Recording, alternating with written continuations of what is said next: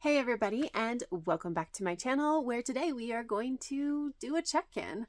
It's been about a week since I posted my last video, so I figured it's about time for me to check in and let you know what I've been doing with my spare time. And the answer is a lot of reading. Honestly, there's been a few other things, but mostly it's been reading. So I have some book updates to start with. And the first thing I'm going to mention is the thing that I did not make any progress on, and that is Lightspeed magazine. No progress. The most that I have touched this book this week is right now, filming this video. So nothing. There's no progress. I'm going to keep holding it up in these videos, mostly because I'm hoping that it will prod me into actually picking this up and reading more of it. By the way, it's not the book's fault. I just I'm not drawn to short stories, so it's always a little bit of a struggle for me to pick up a collection of short stories. But something that I did make a lot of progress on is Monarchs of the Sea, The Extraordinary 500 Million Year History of Cephalopods by Dana Staff. I finished this. This is a nonfiction book about cephalopods, and I stand by what I said last time, where the author has a really great conversational kind of tone. I think nonfiction books can sometimes get pretty jargon heavy, pretty scientific, and as a lay reader, it's sometimes really hard to follow. There's a lot of stuff that I like to read about, but I go in not knowing very much, and so those really scientific, really jargon heavy kind of books are sometimes really hard for me to parse. But this was really great. It was just, it is still very scientific. There's a lot of citations at the back and all the footnotes and everything, but the tone of it is just generally very conversational. I will say that I sometimes struggled, but I think that's more of a me thing than the book thing, because I do struggle to form pictures in my head. And so when our author was describing biological changes in squid or octopus or whatever, I couldn't always follow exactly what was happening because I couldn't form the picture in my head. But otherwise, I do think that it was really well done. I enjoyed my time with it, and I ended up giving it 4 stars. And then the other thing that I finished, because I actually finished another thing, is Leviathan Wakes by James S. A. Corey, which is an epic science fiction adult kind of book. We're following 2 main characters. One is Jim Holden, who will become a captain of a ship, and then Miller, who is a detective, and they're both kind of finding these weird little events that are happening around them, only come to find out that they're related. Right? So the perspectives come together. And this is a reread for me, and I was half reading it on audio because because it's a reread. I just needed a refresher. I don't need the full reading experience, so I was fine with this being on audio. And it was fine. I really liked this book when I first read it because of how the story is told. But having knowledge of where that story is going and what how the mystery resolves, I did not like this as much. It didn't hold my attention as well because I knew where we were going. And the problem is that I don't like either of our prospective characters. They get better. The one no spoilers, but they get better as the series continues. And so, but this first book, they're very much characters that I don't like. And I always struggle to care about a book when I don't like the main characters. And it's really slow. And it suffers from that Lord of the Rings problem where you think it's going to end, but then it doesn't. And then you think it's going to end, and then it doesn't. So I just think it's too long. I wish the characters were more to my liking. But it was still pretty enjoyable. I'm still going to continue on. It's not a big deal. But I do think I am going to continue on in audio because that made it a little bit easier for me to pick it up more often and really read it. So, I ended up keeping my rating at 3.75 stars, which is what I gave it last time. I think that's a fine rating to have it at. And then I picked up 2 new books. The first one is Kingdom of Needle and Bone by Mira Grant. This is also a reread. It's an adult biomedical horror novella, very heavy on the biomedical horror. It's about a pandemic, and if you don't know this about Mira Grant, she does a lot of research, and the things that she puts in her horror books are technically possible. They're not necessarily probable, but they are technically possible. So if you are squeamish about pandemics, do not read this book, because like when I first read this book, it absolutely kept me up multiple nights because it's a possibility. Anyway, this is my 3rd time rereading this book, but the first time that I am listening to it on audio. And that was a really interesting experience, because in this book, we're actually following our main character, which is a doctor, and she's trying to figure out what to do to save humanity from this pandemic. And it's a lot of internal narration and a lot of like telling us, not necessarily showing us, which is a really interesting choice. And it definitely lends itself more to audio narration, but I'm finding that I don't like the narrator. So it's kind of like canceling each other out.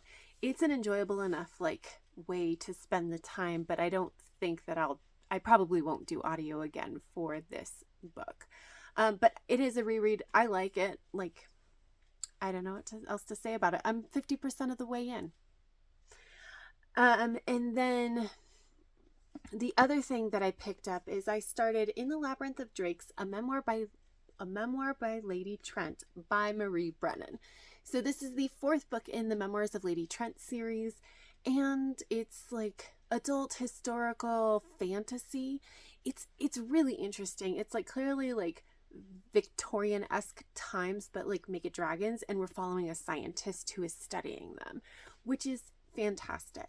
I really, really like these books, and I think that if you are a person who really likes to watch characters actually do science, this is a great series for that. Like that is one thing I truly, truly appreciate about this series, is that our main character is a scientist and it feels like she's a scientist. So, been really, really enjoying that.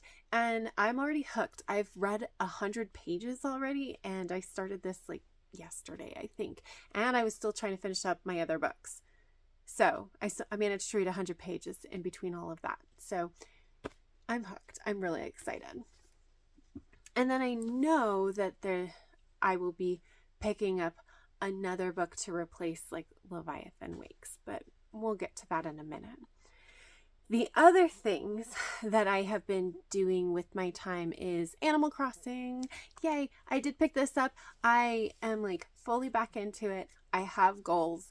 I'm going. So like I've actually sold all of my little home plot lands. Like I put them out. They haven't all sold. I have all 10 of them out. I have 7 villagers, so I'm still waiting for 3 of them to be occupied. And then like Nook's Cranny is, I think, going through its last upgrade. I hope, because I hate when that store is closed, because I'm always just like, but I have so many things to sell. And I can't sell any of them. And I also can't store them because my house storage is too small. I need you guys to come back. Anyway, so it's been really fun to get back into it. And the other thing that I find really fascinating is whenever I pick up Animal Crossing, my husband ends up picking it up again too. And when I stop playing, he tends to stop playing. But it's been really fun because he was just like, well, let's go see what recipes I have that you can just take. And if you already know them, then you can just sell them and get more money because you need more money. And it's just been really fun. So yeah, I've been playing Animal Crossing and it's been a delight. And then one of the other things that I did is I actually picked up a new Lego set. This is actually the very first Lego set I have ever bought for myself. And it was kind of on a whim. I do not generally do impulse purchases because that is not something that I generally do. But I had a really rough weekend last weekend because the end of the year is just end of the school year is just kind of rough. And when I was talking to my husband, the only thing that sounded even remotely interesting was building Lego sets with him. And I was like, but I don't have my own Lego set. And he's like, well, we could build mine. I was like, I don't like yours. And to be fair, his are just the older Lego sets from when he was a kid, and it's like spaceships and like submarines and stuff like that. And I can tell that it's actually pretty cool, but it's just not my vibe at all. And so he's just like, well, why don't you go to the Lego store, which we have one relatively close to us, and why don't you go pick one out? And for once in my life, I did not protest. I did not worry about it. I just went and I found a Lego set, and I decided to get this one. It's the Viking Village, and my husband and I have been putting it together. We worked on it 2 nights in a row, and we've gotten about halfway done, and then my husband got sick, so we have paused, because the last thing you want to do when you're sick is try to fit together little finicky pieces and read the stupid little manual, which is so hard to see what's going on. So we're pausing for right now, but we're about 50% of the way done, and I'm really excited to get back to it. And it was very fun the 2 days that we did do it. So and it was like an entire evening. Each of those days was like, as soon as the kids went to bed, we started, and then we did not stop until it was bedtime. So very much took up a good chunk of time. And then the only other thing that have really been loving this week is I got into a specific account on Instagram. Now, I don't scroll Instagram too much. I try really hard to limit it, but I have discovered Ezeekat, which, like, I've seen his videos before. He's a book kind of person. I think he started on one of the short forms, either Instagram or TikTok, but posts to both, and has branched out to YouTube. He's great. Jason is great. He does a lot of board game reviews and book reviews, but he started this project, which it's literally a read every book on your shelf project. Like he went to like the top left corner, and it was the thing of, if he has to look at every single book, and if he's read it before, he has to decide if he's going to keep it or unhaul it, and if he hasn't read it, he has to read it right then. And I am loving watching this project because I think it's such a good one. I think he's a really great person to be doing this project as well, so it's very entertaining. But I also love just the idea of this, especially because so many people within the book community are really kind of tend to buy a lot of books without necessarily reading said books. And I love anything that kind of pushes back on that narrative, especially as somebody who doesn't like to buy books unless I know I'm going to read them in the next 6 months. Or I'm buying books that where I've previously read it from the library and I just want to have my own copy. So like, as somebody on that side of the spectrum, it's really nice to see somebody who is taking on a project like this. And it has been so much fun to watch. I will try to leave his channel's link down below if you are interested in following along. But that's kind of it. Like, a lot of reading, and then a little bit of other things that have also been enjoyable. But a lot of my free time right now is I don't have a ton of it because it's taken up doing other things. But as for what I'm thinking about for next week, I'm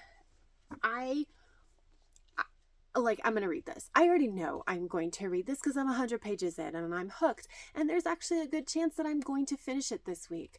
I'm not going to make a goal to finish it because that's not what we're doing here.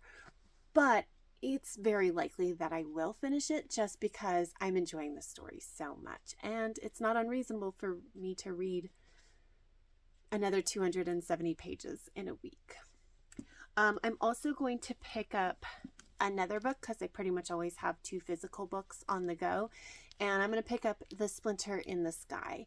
This is a science fiction book. I don't totally remember exactly what it's about, but it is a library book. I'm chipping away at my library books, which is great. I know that I'm going to continue on Animal Crossing, guys. Like, I have a goal now. I have things that I need to do. I want to get all of my villagers in. I want to get the clothing shop. I have goals. So that is almost certainly going to happen. And I think I'm going to try to listen to podcasts when I'm doing it, because I think that will be a little bit easier for me to pause and rewind if somebody starts talking to me on Animal Crossing. And I've got 30 podcast episodes saved. So I would like to chip away at that a little bit. That would be great. I don't know if that's actually going to end up working out, but that's kind of what I'm thinking I might try. And then of course I want to get to my Legos. I want to finish out the Lego set as soon as possible, but that more relies on my husband, getting better. And then I'm thinking about how I can get back into my tarot, because I did not touch it last week at all. And I would like to try to get to it soon. I just don't know how to make that happen. So if nothing else, I might try to form a plan so that I can get to it, even if it's not getting to it this week. I don't know. We shall see. But that is my update for this week. And so, yeah, if you have any thoughts or feelings about anything that I talked about in this video, feel free to leave me a comment down below. If you like this video, please give it a thumbs up. Subscribe if you want to see more. And that's it. So, until next time, have happy reading, and I'll see you in my next video. Bye!